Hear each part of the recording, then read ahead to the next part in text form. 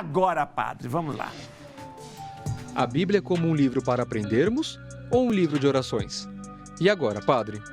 É um livro de oração, sobretudo, porque é um livro inspirado. O que é um livro inspirado? A gente chama de agiógrafo, a pessoa que escreveu a Bíblia. Por que agiógrafo?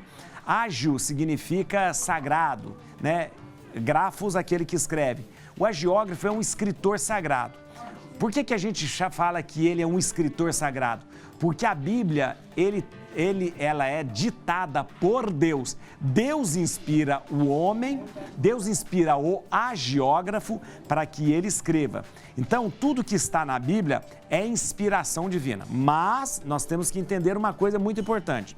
Quando a pessoa que escreve a Bíblia, ela escreve a partir da sua experiência, a partir da sua cultura e a partir do seu tempo.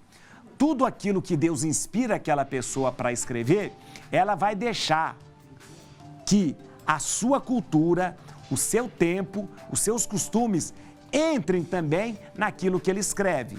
Por isso, a Bíblia é um livro inspirado por Deus, mas ele não é um livro para a gente, de repente, tomá-lo e viver ao pé da letra. Por quê? Porque viver o livro ao pé da letra, a gente corre o risco de absorver costumes de um tempo diferente, de épocas diferentes, de lugares diferentes e coisas que podem, de repente, até nos prejudicar. Por exemplo, a Bíblia, em determinado momento, um livro inspirado por Deus, achava muito natural que de repente pudesse condenar uma pessoa à morte, né? Você, quando vê a conquista do povo de Israel conquistando toda a terra de Canaã, há momentos em que eles entram numa cidade e vota tudo ao interdito. Votar ao interdito significa passar todo mundo a fio de espada. Ora, naquela época, Deus queria isso? Claro que Deus não queria isso.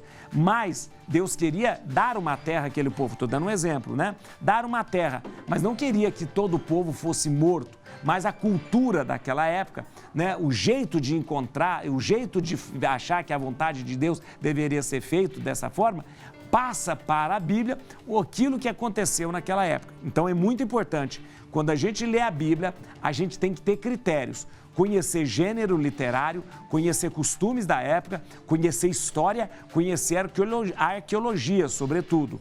Para quê? Para que a gente possa ler a Bíblia de forma purificada, ver o que Deus nos queria dizer e cuidado para que a gente não traga para a gente os costumes simplesmente de uma época diferente e de um povo diferente, tá certo?